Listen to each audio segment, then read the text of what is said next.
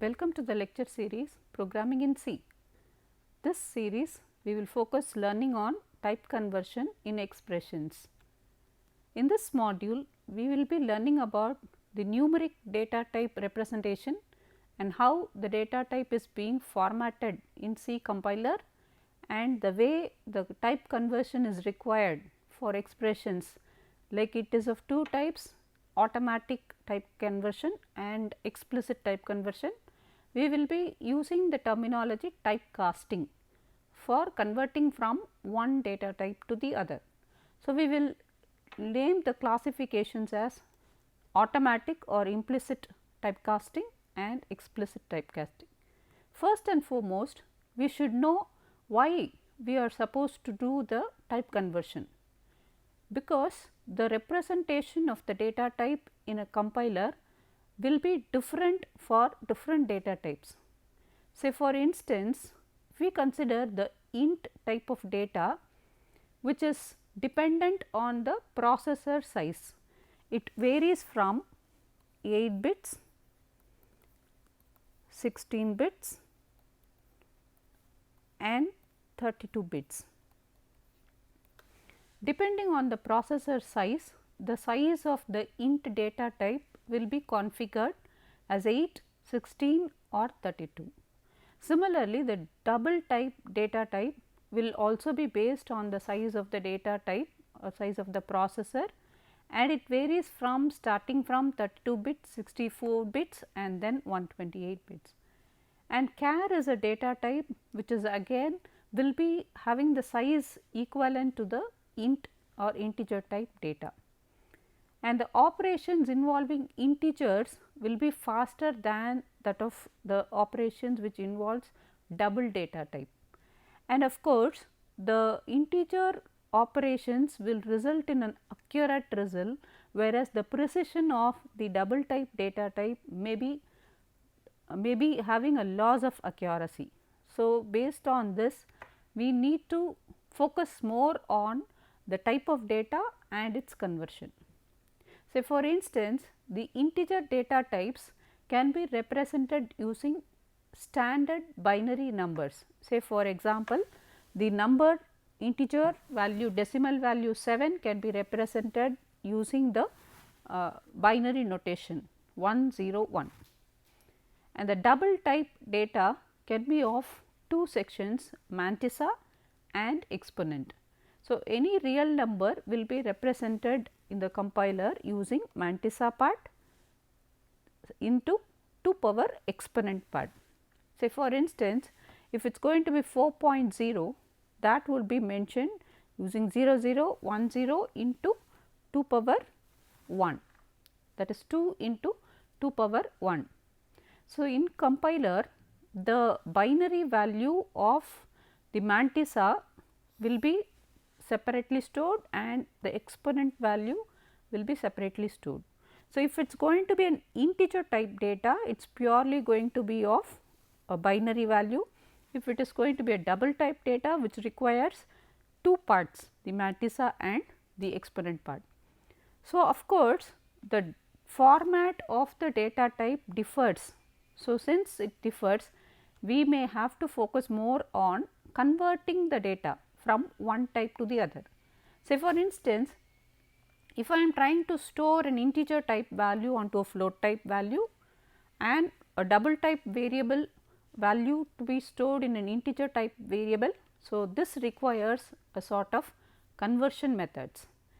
Also, there are some modifiers of the basic data type based on the requirement of the application.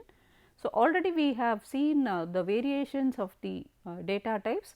So, short the value will be from minus 32,767 to 32,767, and unsigned short which is of having only positive values from 0 to 65,536. So, likewise we can see here on the table that every data type's values and its formats are different. So, first and foremost we should understand that why we are need to do the type conversion.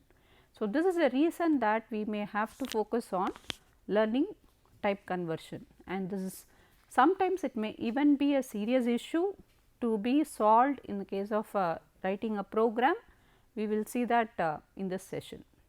So, a float type value may range from 10 power minus 37 to 10 power 38, since it is of exponent and the mantissa part, we can see that in this way. So, double type variables, the value ranges from 10 power minus 307 to 10 power 308. Okay. So, similar to this, we will see a small example to print the ranges of positive numeric data. So, here I have included the header file stdio.h. There are two more header files included, limits.h and float.h, which has the definition of int max and double min and double max, which means that the starting and end ranges of the float type values and the integer maximum value. Those are the two header files I have added.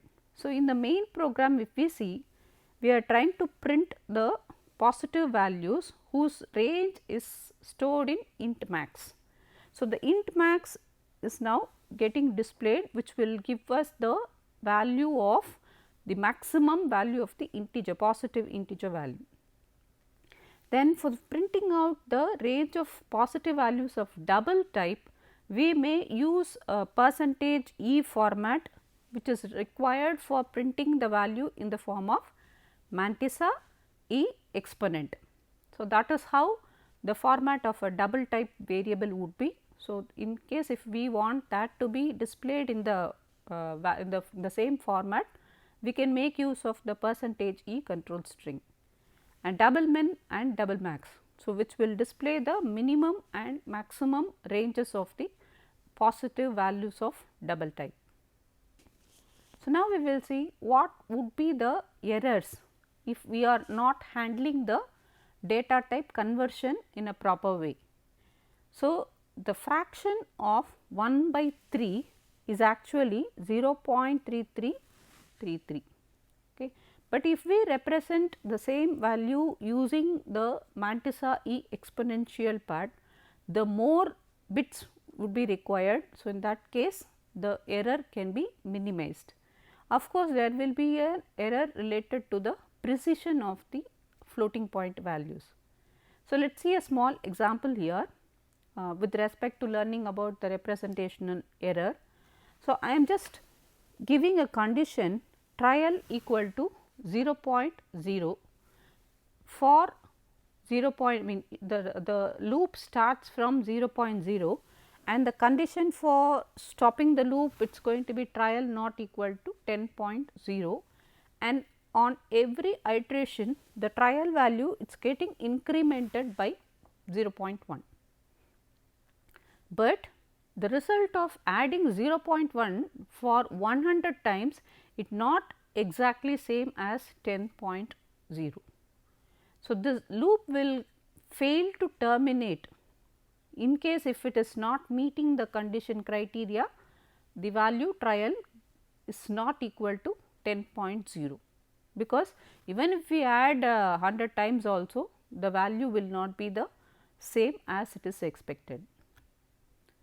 And there is one more problem called cancellation error, which is an error resulting from applying an operation to a large number and a small number, and the effect of the small number is lost in this case. Say for instance, if we take 1000.0 added with a least precision number, a least floating point value, which will be actually manipulated to 1000 itself, okay. Because this, if there is going to be a smaller floating point value which is considered to be a negligible value, so that gets cancelled. Of course, that will be resulting in the loss of accuracy. Then arithmetic underflow is actually one more error, in which a small computational result is represented as just 0. So, even if I have a number 0.00000001 into 10 power minus 10 lakh, which is actually equivalent to 0, which will be treated as 0.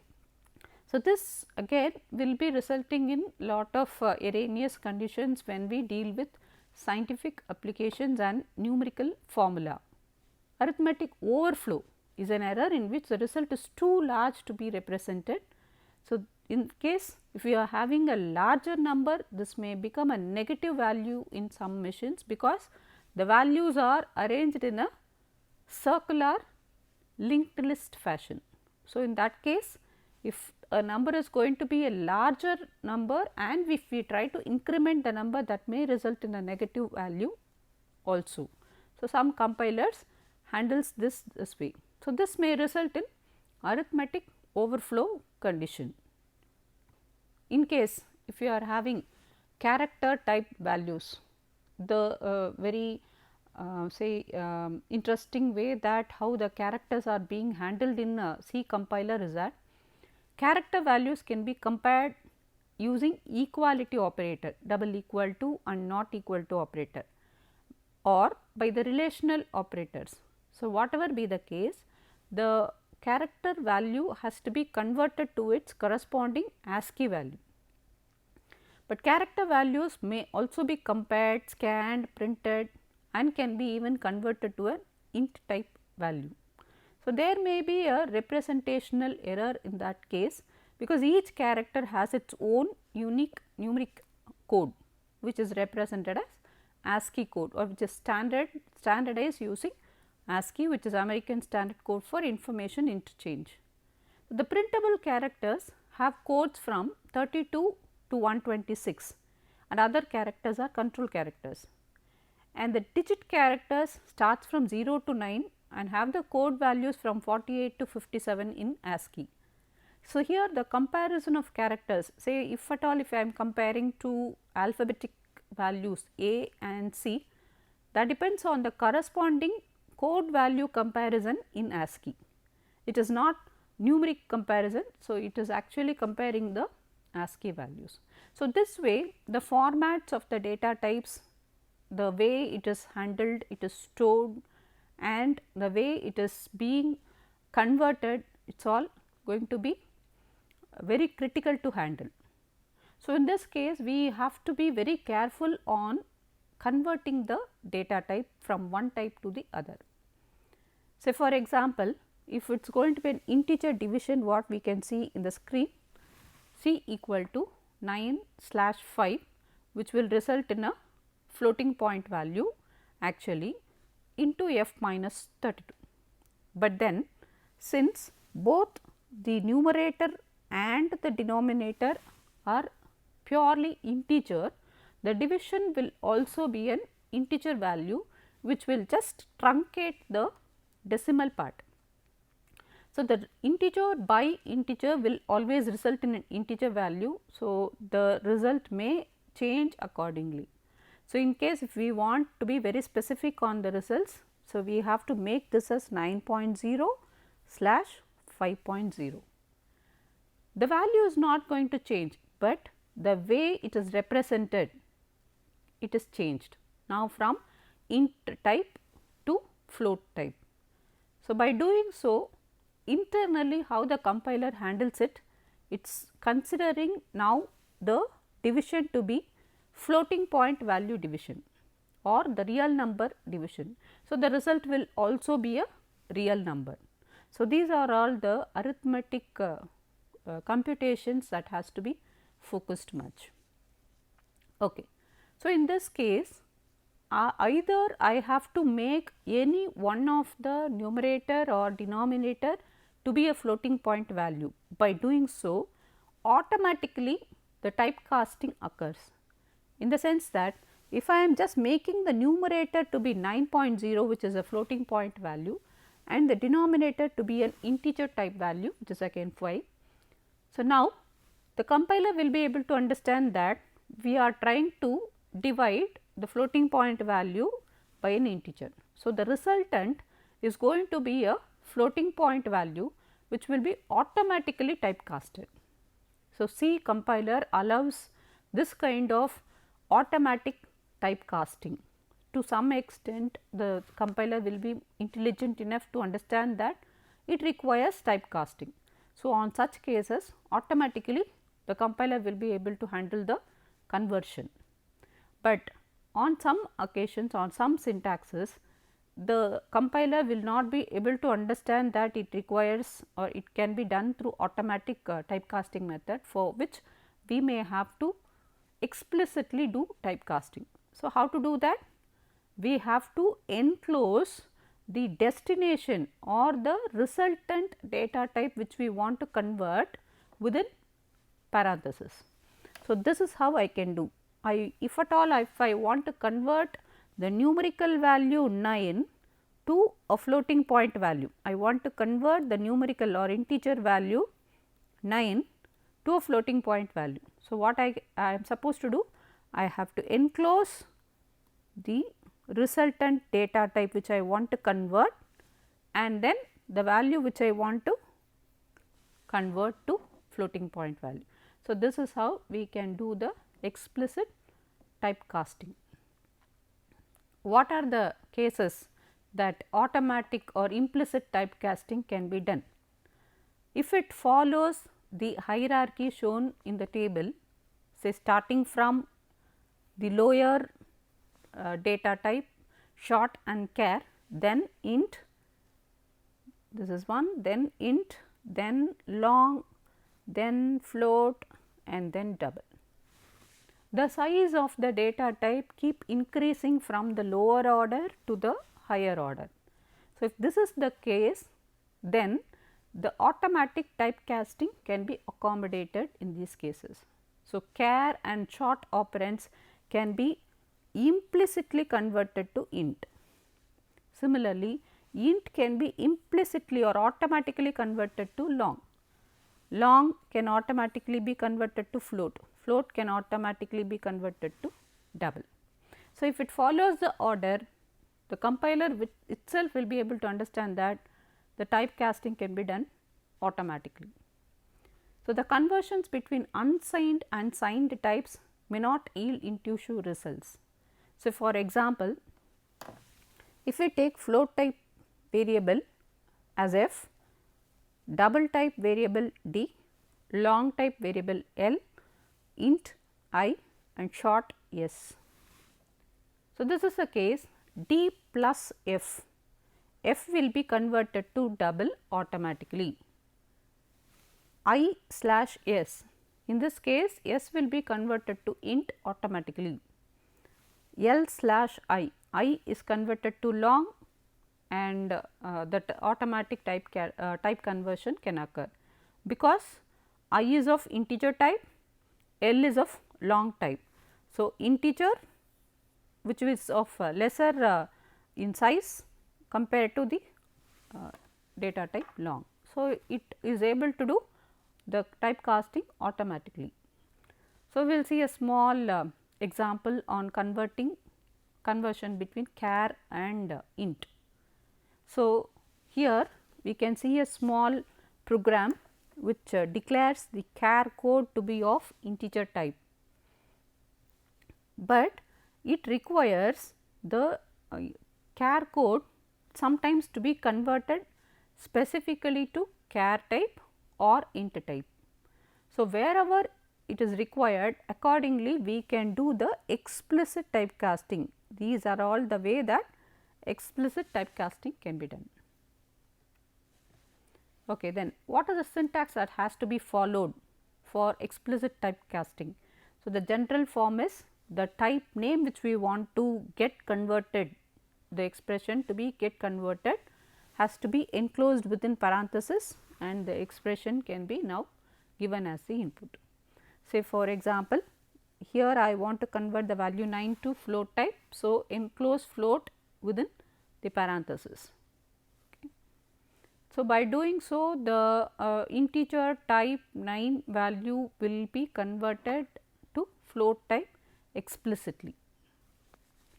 So, we will see a small example on explicit typecasting.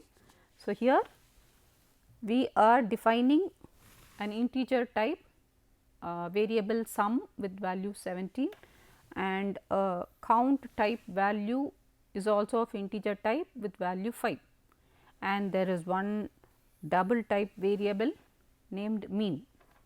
So, what I am trying to do, I am now trying to divide the sum value by count.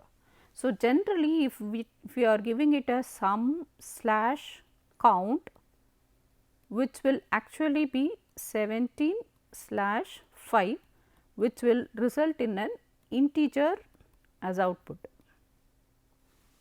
but we want the output to be of floating point value or a real number. So, we have to convert the numerator's data type to double.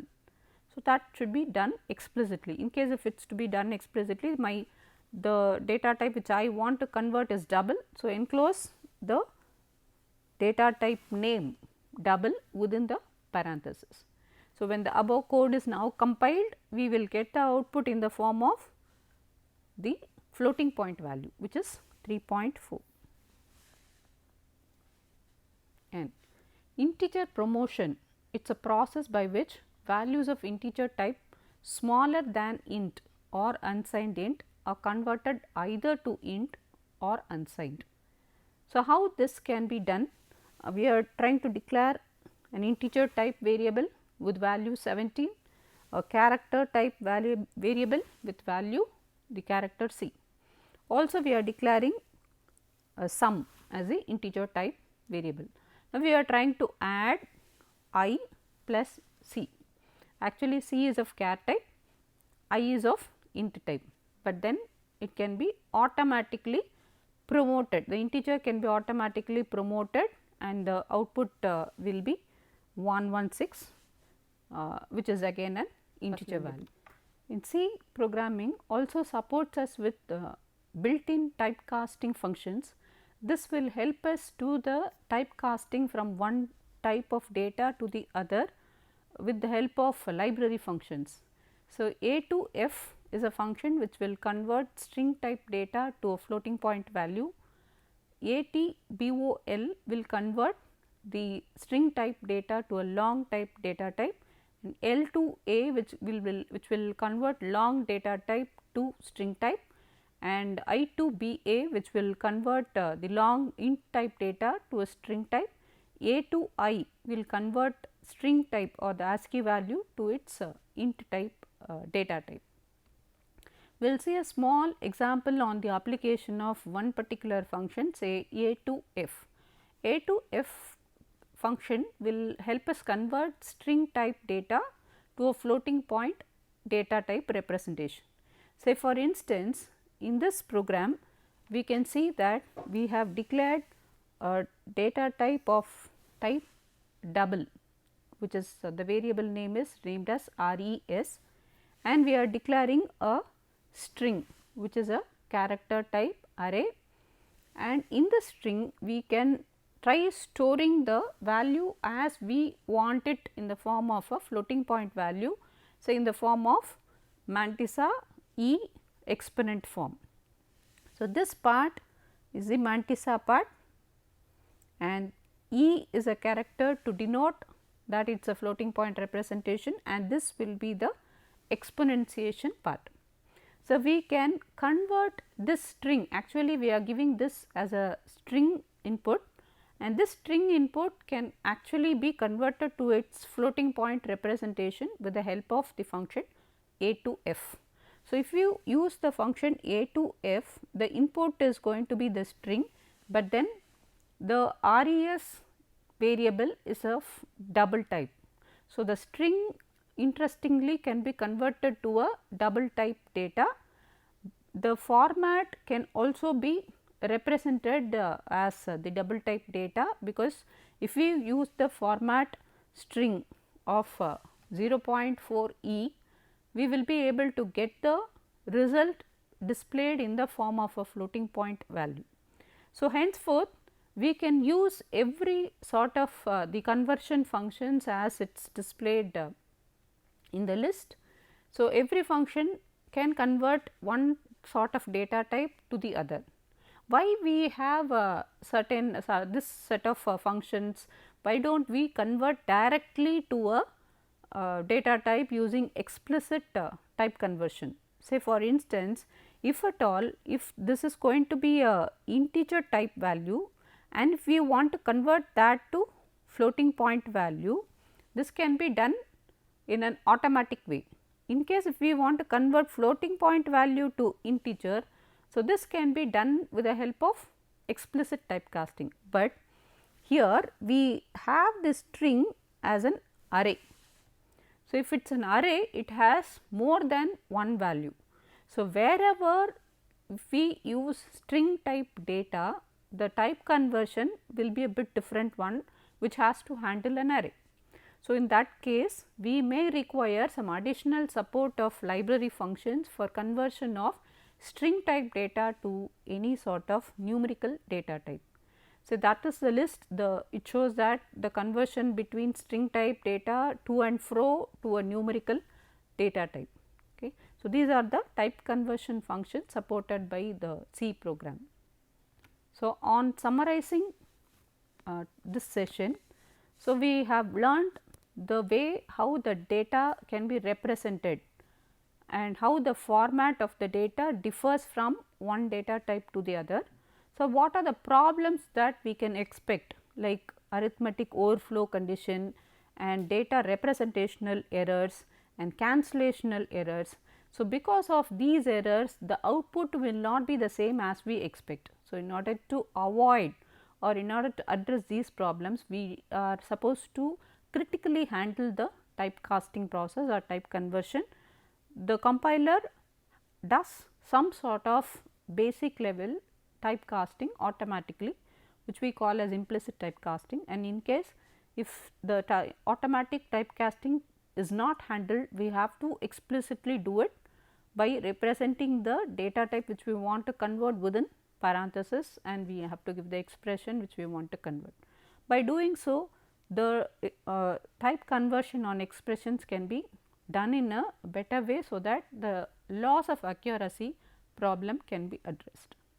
Also, we have learnt some examples on type conversion in expressions. So, I hope that you might have understood the the importance of type conversion and how we do that using C programs. Thank you so much.